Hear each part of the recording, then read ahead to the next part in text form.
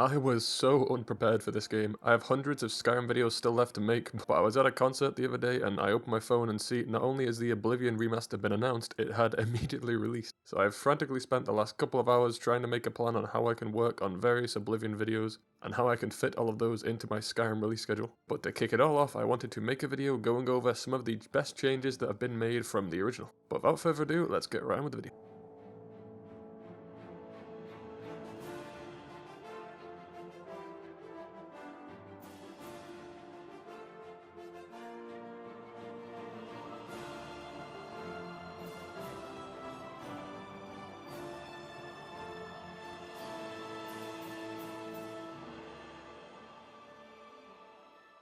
To kick this off with the first thing you're going to see when you start a save file, the character creator. They've added some pretty alright changes to this. You can now select an origin for your character. These have slight effects on stats. For example, a Nord from the east will be better at spells. I also just really like looking online and seeing all the stupid creations that everyone's made. Here's the one I made the other day. I summoned Pot of Greed to draw 3 additional cards from my deck! But then, after creating your character and starting to play, we get to the first obvious change, the graphics. This game looks great. I was heavily expecting them to just drop a slightly improved port of the original, but credit where all credit is due, they have done a lot to make this game look a hell of a lot better. The characters actually now have good face animations, and just overall the game is very It does not matter.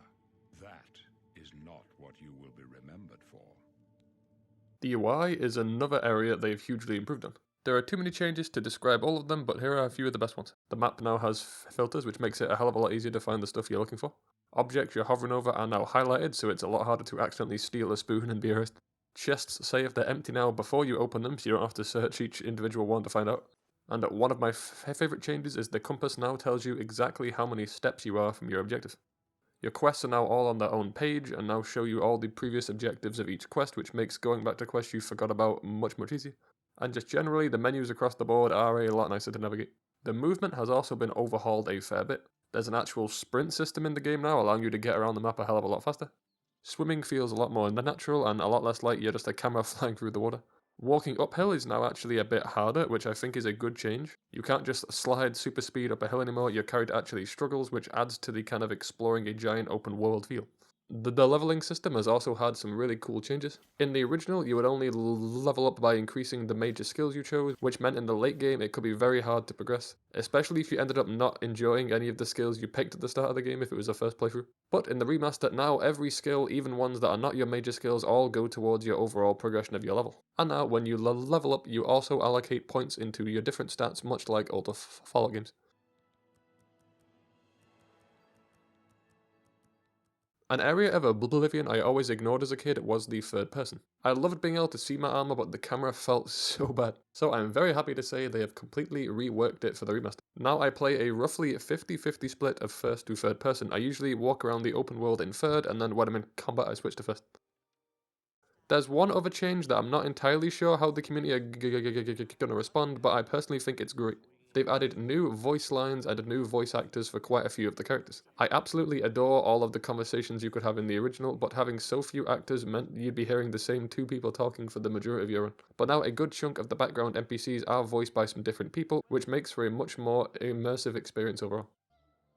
What are you looking for? There are no guild halls in the city, but the Arcane University is on an island outside the walls. But don't worry, they've kept all the classics. Stop! You violated the law.